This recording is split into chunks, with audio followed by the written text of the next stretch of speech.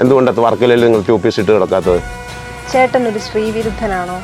എന്നിട്ട് ഇവർ ഭയങ്കര സാമൂഹിക പ്രവർത്തകർ, ഞങ്ങൾ ഭയങ്കര രാഷ്ട്രീയം, ഭയങ്കര നേതാക്കൾ, അവരെ കാണാൻ എനിക്ക് താല്പര്യമില്ല. അപ്പോൾ അവരെ കാണുമ്പോൾ ദേഷ്യം. ഇത് മറ്റുള്ളവർ എൻ്റെ ഫേസ്ബുക്കിൽ വന്നിട്ട് എഴുതുന്ന കമൻറ്റുകൾ കാണുമ്പോൾ അല്ലേ, അത്രയൊന്നും ആയിട്ടില്ല കേരളത്തിൻ്റെ സമൂഹം, വെറും പൊട്ട സമൂഹം. ചേട്ടാ രജനീകാന്തിൻ്റെ ജയിലർ, ചേട്ടൻ അതിൻ്റെ ഒരു വലിയ ഭാഗമായിരുന്നു. അപ്പോൾ ആ പടത്തിന് ശേഷം ചേട്ടൻ്റെ ജീവിതത്തിൽ വന്ന വ്യത്യാസങ്ങൾ എന്തൊക്കെയാണ്?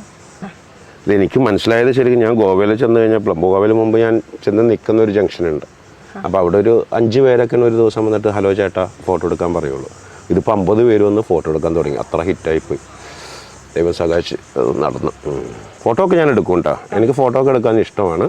പ്രസൻറ്റ് ടൈമിൽ ഞാൻ എന്താ ചെയ്യണമെന്നുള്ളതിൻ്റെ ഒരു കാര്യമുണ്ട്. ഞാൻ ഷൂട്ടിങ്ങിന് നിൽക്കണമായിരിക്കില്ലേ, ആ സമയത്ത് എനിക്ക് ഷൂട്ട് ചെയ്യുക എന്നുള്ളതാണ് എൻ്റെ ജോലി, ഷൂട്ടിങ് അത് ചെയ്യുക. അപ്പോൾ ആ സമയത്തൊക്കെ ഫോട്ടോ, സെൽഫി എന്നൊക്കെ പറയുമ്പോൾ പെട്ടെന്ന് എനിക്ക് ദേഷ്യമില്ല, വേണ്ടാന്ന് പറഞ്ഞു അത്രയുള്ളൂ. പിന്നെ എൻ്റെ ഗെറ്റപ്പൊക്കെ പുറത്ത് വിടുക പടത്തിൻ്റെ, പെട്ടെന്ന് ആൾക്കാർ അതൊക്കെ ചേട്ടാ ഞങ്ങൾക്ക് കുഴപ്പമില്ല, ഒരു സെൽഫി അല്ലേന്ന്. ഇങ്ങനെ കഷണ്ടിയൊക്കെയായിട്ട് നിൽക്കുന്ന ഒരു ക്യാരക്ടർ വിട്ടാൽ പിന്നെ ഈ പടത്തിൻ്റെ എന്ത് പ്രൊമോഷൻ നമുക്ക് ചെയ്യാൻ പറ്റും?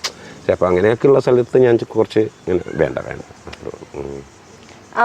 രജനീകാന്തിനൊപ്പം അഭിനയിച്ചപ്പോൾ ശ്രദ്ധിച്ച കാര്യങ്ങൾ എന്തൊക്കെയാണ്? അല്ലെ രജനി സാറിൻ്റെ കൂടെ അഭിനയിച്ചത് ഞാൻ പുള്ളിയുടെ മുന്നേ ഇരുന്നിട്ട് ഞാൻ ഇങ്ങനെ വിറക്കണേണ് അഭിനയിക്കുമ്പോൾ. ഞാൻ ഇങ്ങനെ വിറക്കണേണ്, പുള്ളിക്ക് തന്നെ അറിയാം. പക്ഷെ ഞാൻ ഭയങ്കര ഇങ്ങനെ നിൽക്കുന്നുണ്ട്, പക്ഷേ എൻ്റെ ഈ ഭാവമൊക്കെ ഇങ്ങനെ വിറക്കണം. ആ പുള്ളി എന്നോട് വിളിച്ചിട്ട് പറഞ്ഞു, വിനായകം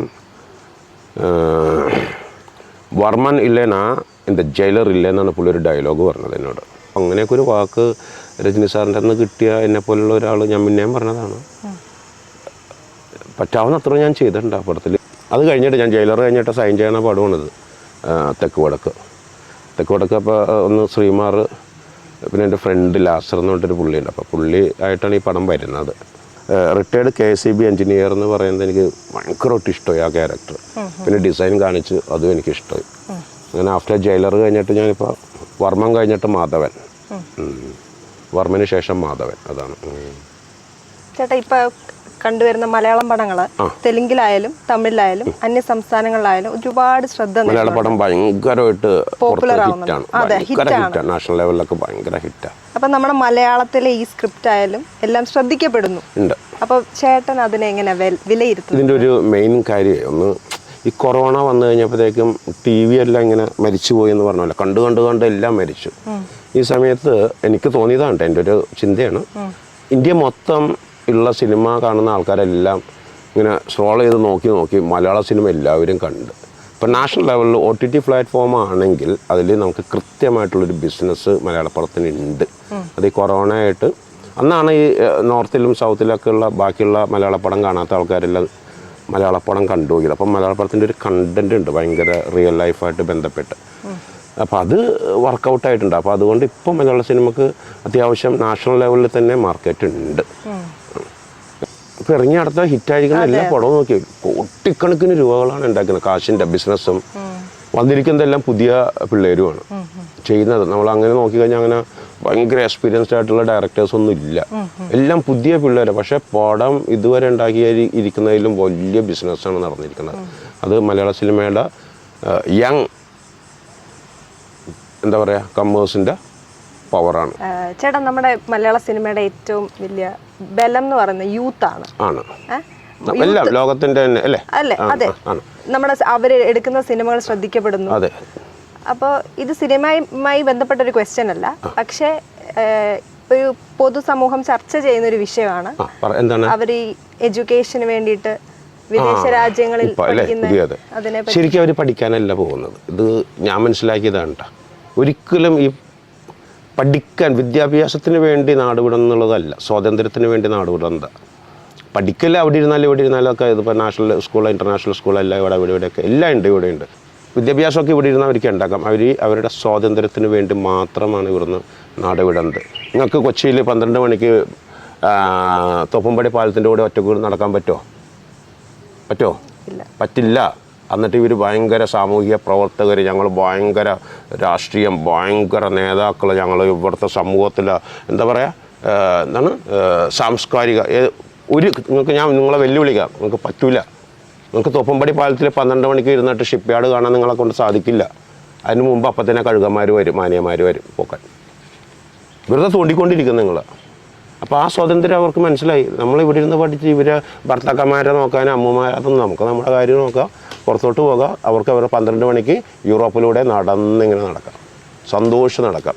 അതില്ല. അതുകൊണ്ട് പഠിക്കാനല്ല പോകുന്ന, ഓക്കെ പഠിക്കാനായിരിക്കാം, പക്ഷേ യുവാക്കൾ മെയിൻലി പുറത്തോട്ട് പോകുന്നത് അവരുടെ സ്പെഷ്യലി സ്ത്രീകൾ അവരുടെ സ്വാതന്ത്ര്യത്തിന് വേണ്ടിയാണ്. ഇടാനുള്ള അല്ലേ 2 പീസ് ഇട്ട് വർക്കിലേ പോകുമോ? പക്ഷേ 2 പീസ് ഇട്ട് നിങ്ങൾ എന്താണ് അമേരിക്കയിൽ പോകണ്ടല്ലോ, ബീച്ചിൽ മയാമിയിൽ നടക്കുമല്ലോ. എന്തുകൊണ്ടത് വർക്കിലയിൽ നിങ്ങൾ 2 പീസ് ഇട്ട് കിടക്കാത്തത്? കണ്ടില്ലേ വലിയ വലിയ ആർട്ടിസ്റ്റുകളൊക്കെ നമ്മൾ ഇൻസ്റ്റാഗ്രാം അവിടെയൊക്കെ 2 പീസ് ഇട്ടുണ്ട് ബീച്ചിലേക്കാണ്. എന്തുകൊണ്ട് കേരളത്തിലെ ബീച്ചിൽ പോകാൻ പറ്റുള്ളവർക്ക്? അത്ര ഒന്നും ആയിട്ടില്ല കേരളത്തിൻ്റെ സമൂഹം. വെറും പൊട്ട സമൂഹമാണ്. ഈ പറയണ മാന്യന്മാരുടെ കാര്യമാണ് കേട്ടോ. നിങ്ങൾ 2 പീസ് ഇട്ട് നിങ്ങൾ വർക്കിലേ പോയി കിടന്ന് നോക്കിയാൽ ചുറ്റിനും കിടന്ന് കറങ്ങും ആൾക്കാർ. മാന്യന്മാരാണ് കേട്ടോ, ഭയങ്കര മാന്യന്മാരാണ്. അപ്പോൾ ഇവർ പുറത്തോട്ട് പോകുന്നത് സ്വാതന്ത്ര്യം ജീവിക്കുക. ആയക്കൂടി ഇത്ര നാളുള്ളെന്ന് നമ്മൾ ഈ പറയണതൊക്കെ പട്ടപ്പെടാന്ന് പറഞ്ഞ് പോകും. എനിക്ക് അവാർഡ് കിട്ടിയിട്ട് 7 കൊല്ലം ഞാൻ ഇന്നാണ് ആലോചിക്കുന്നത്. എനിക്കധികം 7 കൊല്ലമോ സമയം അത്ര ഉള്ളൂ. മരണം വരെ സന്തോഷിക്കുക. അതുകൊണ്ടാണ് പിള്ളേർ പോണത്. നല്ല ക്വസ്റ്റ്യനായിരുന്നു. എൻ്റെ അറിവ് ഇതാണ്, സ്വാതന്ത്ര്യത്തിന് വേണ്ടി അവർ നാട് വിട്ടു പോകണേ. ചേട്ടൻ ഒരു സ്ത്രീവിരുദ്ധനാണോ? ചോദിക്കുമ്പോൾ തന്നെ പേടിപ്പിക്കണേണല്ലോ. എന്താണ് അങ്ങനത്തെ ചോദ്യം? എന്താ മനസ്സിലായില്ല, എന്താണ് ഉദ്ദേശം? സ്ത്രീവിരുദ്ധൻ എന്നെ കുറിച്ച് നിങ്ങൾ പറയാൻ കാര്യം? ചേട്ടാ ഈ സോഷ്യൽ മീഡിയ കമന്റ്സ് ഒക്കെ വായിക്കുമ്പോൾ അതിനകത്ത് ചേട്ടനോടുള്ള സ്ത്രീകളുടെ ഒരു അതായത് മറ്റുള്ളവർ എൻ്റെ ഫേസ്ബുക്കിൽ വന്നിട്ട് എഴുതുന്ന കമൻറ്റുകൾ കാണുമ്പോൾ അല്ലേ? ഇല്ല, ഞാൻ ഒരിക്കലും സ്ത്രീവിരുദ്ധനല്ല. കാരണം എൻ്റെ കൂടെ ഉണ്ടായ ഒരു സ്ത്രീ, ഞാൻ മുന്നേ പറഞ്ഞിട്ടുള്ളതാ, ഒരു സ്ത്രീ ഇതുവരെ പോയിട്ടില്ല. പുതിയ സ്ത്രീകളെ അങ്ങോട്ട് അടുപ്പിക്കാറ് കുറവാണെന്ന് മാത്രമേ ഉള്ളൂ. ഒരു സ്ത്രീ വരെ എന്നെ വിട്ട് ഇതുവരെ പോയിട്ടില്ല. ഒരിക്കലും ഞാൻ സ്ത്രീവിരുദ്ധനല്ല. അത് ഞാനായിട്ട് സംസാരിച്ചിട്ടുള്ള സ്ത്രീകളാണെങ്കിലും എൻ്റെ കൂടെ നടന്നിട്ടുള്ള സ്ത്രീകളാണെങ്കിലും എൻ്റെ കൂടെ ഡാൻസ് ചെയ്തിട്ടുള്ള എല്ലാ സ്ത്രീകളും വീണ്ടും വീണ്ടും എൻ്റെ കൂടെ, ഈവൻ അഭിനയിച്ച സ്ത്രീകൾ വരെ, ചേട്ടാ ഞങ്ങൾ അടുത്ത പടത്തിൽ ചേട്ടൻ്റെ കൂടെ അഭിനയിക്കണമെന്ന് വീണ്ടും വീണ്ടും ആഗ്രഹമുണ്ട്. ഒരിക്കലും ഞാൻ സ്ത്രീവിരുദ്ധനല്ല. ചേട്ടാ മാല കണ്ടിട്ട് ചോദിക്കുവാണ്, ഓമിൻ്റെ ലോക്കറ്റ് പിന്നെ ജപമാല പോലെ തോന്നുന്നു, അപ്പോൾ വിശ്വാസിയാണോ? വിശ്വാസിയാണ്, വളരെ വിശ്വാസിയാണ്. അറിവ് ദൈവമായിട്ട് വിശ്വസിക്കുന്നവർത്തിനാണ്. അപ്പോൾ അറിവ് എല്ലാ ദിവസവും കിട്ടണേ എന്നുള്ള ഒരു അല്ലേ, നിങ്ങളായിട്ട് സംസാരിക്കുമ്പോൾ നിങ്ങളുടെ കയ്യിൽ എന്തെങ്കിലും അറിവ് കിട്ടണം. പിന്നെ കണക്കുകളുണ്ട് കുറേ. ഇത് വലിയൊരു ടോപ്പിക്ക്, എനിക്കത് ചെറുതായിട്ട് പറയാൻ പറ്റില്ല. ഒറ്റ ചോദ്യം, ആ ചോദ്യത്തിന് ഒറ്റ ഉത്തരവുള്ളൂ. ഞാൻ വളരെ വലിയ വിശ്വാസിയാണ്. ചേട്ടാ ഓൾറെഡി ഒരു പടം അനൗൺസ് ചെയ്തല്ലോ, ഡയറക്ഷൻ, അത് ഉടനെ പ്രതീക്ഷിക്കാവോ? ഞാൻ എൻ്റെ മ്യൂസിക് അന്ന് അത് റെഡിയായി വന്നതാണ്. അപ്പോൾ അതിൽ ഞാൻ എഴുതി വന്നിരുന്നപ്പോൾ അത് ഞാൻ ആദ്യം നാട്ടിൽ ചെയ്യാമെന്ന് വിചാരിച്ച പടം, ഞാൻ മുന്നേ പറഞ്ഞതാ, നാട്ടിൽ ചെയ്യാമെന്ന് വിചാരിച്ച പടം. പക്ഷെ അത് എഴുതി വന്നപ്പോൾ ഇത്തിരി വലിയ പടം. പിന്നെ മ്യൂസിക് ഉണ്ടാക്കി വന്നപ്പോൾ എനിക്കത് രസമായിട്ട് തോന്നി. അപ്പോൾ ഞാൻ വിചാരിച്ചെന്നാൽ പിന്നെ അത് കുറച്ച് വലുതായിട്ട് ചെയ്യാം. മ്യൂസിക് ഞാൻ തന്നെ അതിൽ മ്യൂസിക് ഇതിപ്പോൾ പഴയത് അഭിനയം, main hero, main character, music, direction, half of പ്രൊഡക്ഷനും ഞാൻ തന്നെ ആയിരിക്കും ആ പടത്തിൻ്റെ ചെയ്യണത്. വെരി സൂൺ ഉണ്ടാവും. ദൈവം സഹായിച്ച ഇയറിൻ്റെ എൻഡിൽ അനൗൺസ് ചെയ്യും വീണ്ടും വിത്ത് പോസ്റ്റർ. വെരി സൂൺ ഉണ്ടാകും. ചേട്ടാ 38 ദിവസത്തെ ഷൂട്ടിൻ്റെ എക്സ്പീരിയൻസ് എങ്ങനെ ഉണ്ടായിരുന്നു? അഞ്ജന ടാക്കീസ് അല്ലേ, സ്റ്റുഡിയോ ശ്രീകുമാറിൻ്റെ പ്രൊഡക്ഷനായിട്ട് വളരെ സന്തോഷമായിരുന്നു.